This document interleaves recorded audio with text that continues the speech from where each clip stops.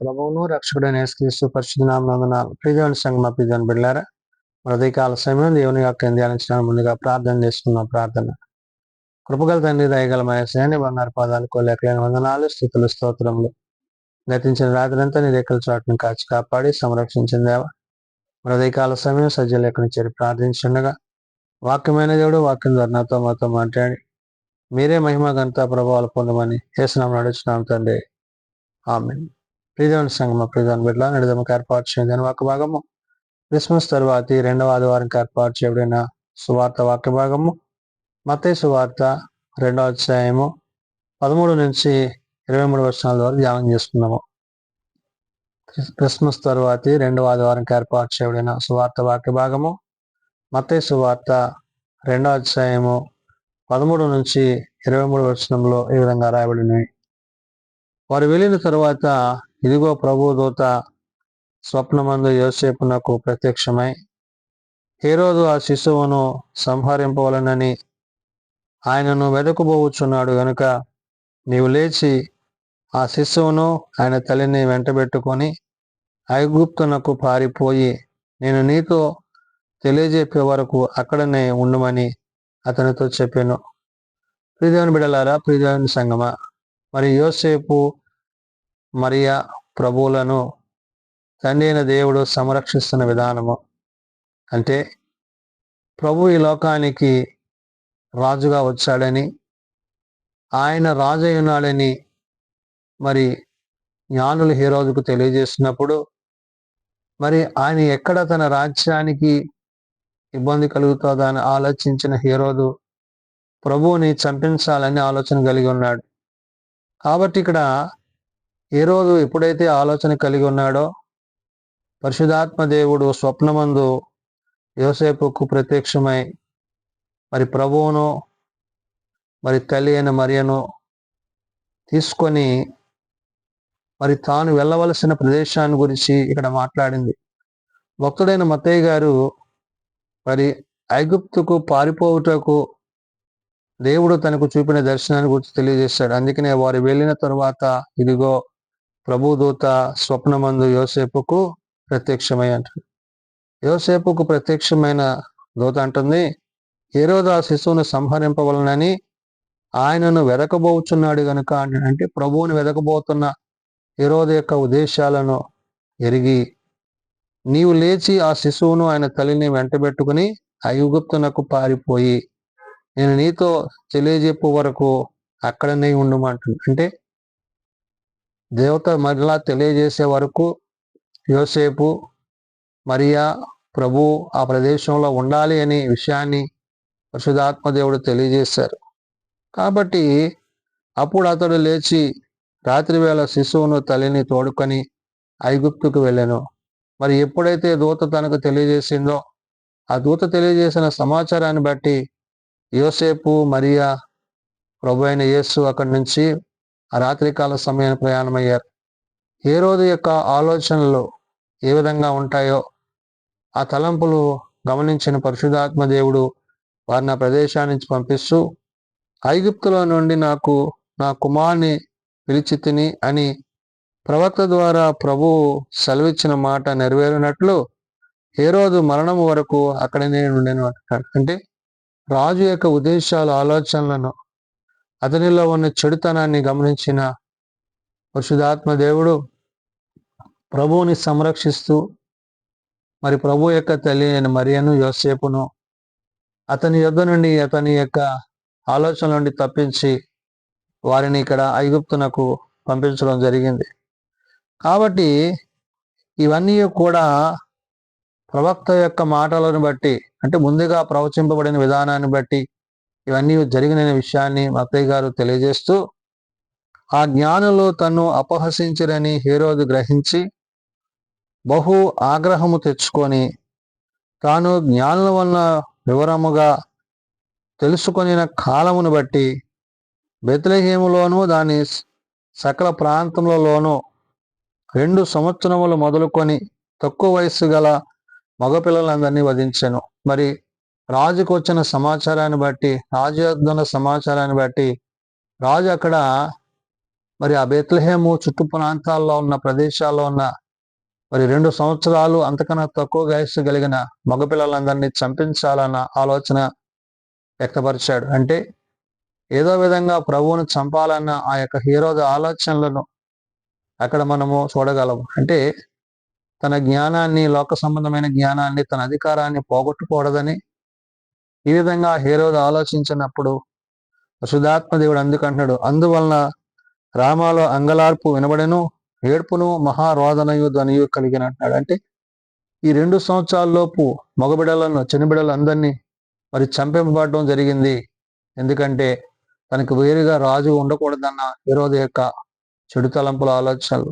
దేవుని బిడ్డలారా, ప్రభు ఈ లోకానికి వచ్చింది మానవులైన మనల్ని రక్షించడానికి, మన పాపముల నుండి మనల్ని విడిపించడానికి ఆయన తండ్రి యొద్ద నుండి పంపబడిన విషయాన్ని పరిశుద్ధాత్మ దేవుడు గుర్తు చేస్తున్నాడు.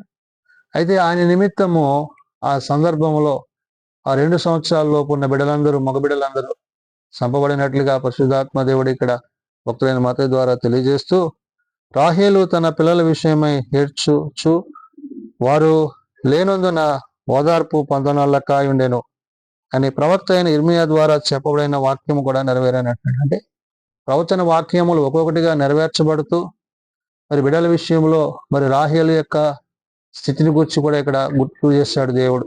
అంటే మరి ఆనాడు జరిగిన పరిస్థితులు, సందర్భాలను మనం ఆలోచన చేసినప్పుడు కేవలం ప్రభువు నిమిత్తము, ప్రభువుని చంపాలన్న హేరోదు యొక్క ఆలోచన నిమిత్తము ఆ ప్రదేశాల్లో, ప్రాంతాల్లోని బిడ్డలందరూ కూడా చంపబడి ఎంతో వేదన రోదన కలిగిన పరిస్థితులు అక్కడ ఉన్నవని పరిశుద్ధాత్మ దేవుడు గుర్తు చేస్తున్నాడు. కాబట్టి ఇక్కడ దేవుని యొక్క మాటలలో, ఉద్దేశాలలో దేవుని యొక్క ఉద్దేశాన్ని, దేవుని యొక్క మాటను మనం ఆలోచన చేసినప్పుడు అక్కడ ప్రవక్త ద్వారా తెలియబడిన మాటలు, ప్రవక్త ద్వారా చెప్పబడినవన్నీ కూడా జరుగుతున్న సందర్భాన్ని భక్తుడైన మత్తయి గారు గుర్తు చేశారు. కాబట్టి హేరోదు చనిపోయిన తరువాత ఇదిగో ప్రభుదూత ఐగుప్తులో యోసేపుకు స్వప్నమందు ప్రత్యక్షమై అంటది. అంటే యోసేపుతో దేవుడు మరలా తిరిగి ఎప్పుడు మాట్లాడడం జరిగిందంటే ఆ రాజైన హేరోదు చనిపోయిన తర్వాత ప్రభువుని గురించి అక్కడ చెప్పడం జరిగింది. అంటే తిరిగి వారు వెళ్ళవలసిన పరిస్థితిని గుర్తు చేస్తున్నారు. ఎందుకని? దేవుని యొక్క కార్యాన్ని, దేవుని యొక్క ఉద్దేశాన్ని పరిశుద్ధాత్మ దేవుడు అక్కడ గుర్తు చేస్తూ మరి యోసేపుకు మరలా స్వప్నమందు కలిగిన దూత దర్శనం ఏమైందంట, హేరోదు చనిపోయిన తర్వాత ఇదిగో ప్రభువు దూత ఐగుప్తులో యోసేపుకు స్వప్నమందు ప్రత్యక్షమై నీవు లేచి శిశువును తల్లిని తోడుకొని అంటుంది. అంటే ఏంటి? ఇప్పుడు ఎక్కడికి వెళ్ళాలా? మళ్ళీ పరిశుద్ధాత్మ దేవుడు తెలియజేయబోతున్న సందర్భాన్ని ఇక్కడ మనము చూడగలం. ఆయన ఏమంటున్నాడు? నీవు లేచి శిశువును తల్లిని తోడుకొని ఇశ్రాయేలు దేశంనకు వెళ్ళమంటున్నాడు. అంటే మరలా యోసేపు మరియను ప్రభువుని తీసుకుని ఇశ్రాయేలు దేశానికి వెళ్ళవలనని పరిశుద్ధాత్మ దేవుడు అక్కడ గుర్తు చేసి, శిశువు ప్రాణము తీయజూచు చుండిన వాడు చనిపోయిరని చెప్పాను. అప్పుడు అతడు లేచి శిశువును తల్లిని తోడుకొని ఇశ్రాయేలు దేశమునకు వచ్చాను.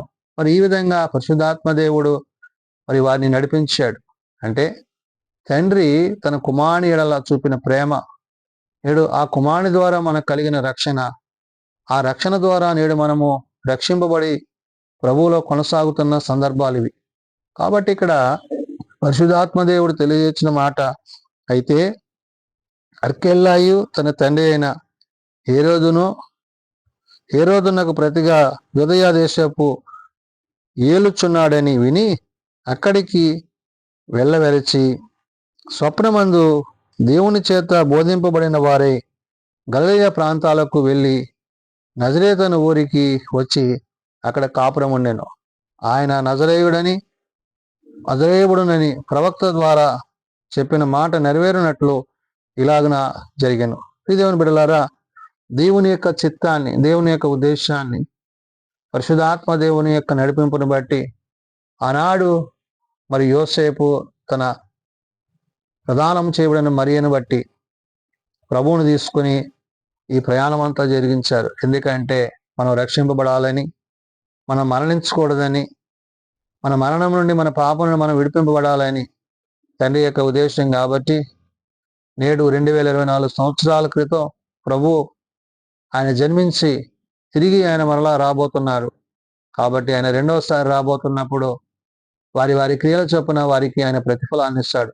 కాబట్టి మనం ప్రభువునందు విశ్వాసం ఉంచి ఆయన యొక్క ఉద్దేశాలను ఎరిగి ఆ దినాన్న పరిశుద్ధాత్మ దేవుడు ఏ విధంగా అయితే ప్రభువును తెలియని మరియను యోసేపును సంరక్షించి కాపాడారో ప్రభునందు విశ్వాసం ఉంచిన మనలను కూడా ఆదరణకర్త అయిన పరిశుద్ధాత్మ దేవుడు అతి రీతిగా కాపాడునని ఉదయకాల సమయమున భక్తులైన మత్తయి ద్వారా తెలియజేయబడుతున్న మాటలు. కాబట్టి ఇంత గొప్ప రక్షణను నిర్లక్ష్యం చేయక క్రీస్తుని బట్టి, క్రీస్తు ప్రేమను బట్టి, ప్రభువుతో పరిశుద్ధాత్మతో సదాకాలము జీవించు వారమై క్రీస్తు రాకడ కొరకు సిద్ధపడు వారమై ఉండాలని ఉదయకాల సమయమున భక్తులైన మత్తయి ద్వారా తెలియజేయబడుతున్న మాటలు. ప్రార్థన చేసుకుందాం. ప్రేమ నమ్మకం కలిగిన మా తండ్రి, కృప కలిగిన దేవ, అవును నాయన, నీ జననాన్ని బట్టి ప్రభువా హేరోదుకు కలిగిన భయాన్ని అందును బట్టి నాయన నేను సంహరించాలని ఆనాడు నీ జన్మను పురస్కరించుకొని నాయన వారు జ్ఞానులు తెలియజేసిన సమాచారాన్ని బట్టి 2 సంవత్సరాల లోపు మగబిడ్డలను, చిన్నబిడ్డలను చంపించిన పరిస్థితులు. అవును నాయన, లోకము దాని యొక్క ఉద్దేశములు, అధికారము ఎట్టి రీతిగా ఉంటుందో ఆనాడు హేరోదు యొక్క ఆలోచనలను బట్టి గ్రహించుటకు నీ కృపనిచ్చి ఉన్నారు. కాబట్టి నాయన, నీవు మమ్మల్ని రక్షించడానికి ఈ లోకానికి వచ్చి ఉన్నావు. నీ రాజ్యము పరలోక సంబంధమైన రాజ్యము. పరలోక సంబంధమైన నీ రాజ్యములో మేమందరము నిలుచుటకు, నీ ప్రేమ యందు నిలుచుటకు, నీ వాక్యం మందు నిలుచుటకు, నీతో యుగయుగాలు జీవించుటకు మా అందరికీ నీ కృపనిచ్చి ఉన్నారు. కాబట్టి నాయన, నీ ప్రేమ, నీ కరుణ, నీ కృప మేమందరము కలిగిన వారమై లేఖనానుసారంగా, వాక్యానుసారంగా నీ యందు మేము జీవించుటకు మా అందరికీ నీ కృప దయచేయండి. బలహీనం ప్రభావ బలపరచు, రోగులం ప్రభావ స్వస్థపరచు. నీ చేతి గాయముల చేత మాకు స్వస్థతను, ఆరోగ్యము దయచేయండి. నేడు సభాది పరిచర్యలో, సేవలో నీ సన్నిధానంలో చేరి నీ వాక్యం ద్వారా నీ ఆత్మ చేత నింపబడుతూ రక్షణ లేని వారికి రక్షణ అనుగ్రహింప చేయమని, అయ్యా, ఎవరైతే ఇంకను నేను తెలుసుకొనక ఎరుగక తమ హృదయాలు కఠినపరుచుకుంటున్నారో అటు వారికి మారు మనసు, పాప క్షమాపణ దయచేయండి. చిన్నబిడ్డలు, యవనులు, పెద్దలు, వృద్ధులు ప్రతి వారిని వారి వారి తరగతులు చొప్పున ఆశీర్వదించి దీవించి మీ కృపలో వర్ధల చేయమని, ప్రార్థన అవస్థలు కలిగిన కుటుంబాలను ప్రత్యేకపరచమని యేసునామమున అడుగుచున్నాము తండ్రి. ఆమేన్. పరలోకమందున్న మా తండ్రి, నీ నామం పరిశుద్ధపరచబడుగాక, నీ రాజ్యం వచ్చుగాక, నీ చిత్తం పరలోకమందు నెరవేర్చినట్లు భూమి మీద నెరవేరుగాక. మా విధానాలను మాకు దయచేయము. అడల ప్రార్థన చేసిన వారిని మేము క్షమించిన ప్రకారం మా ప్రార్థనలను క్షమించము. శోధనలో తేకాదులను తప్పించము. రాజ్యము, శక్తి, మహిమ నిరంతరము నీవే తండ్రి. ఆమేన్. మన పరమ తండ్రి దేవుని ప్రేమ, ప్రభువైన యేసుక్రీస్తు కృప, పరిశుద్ధాత్మనిత్య సహాయము సదా తోడేండి సంరక్షించును గాక. ఆమేన్.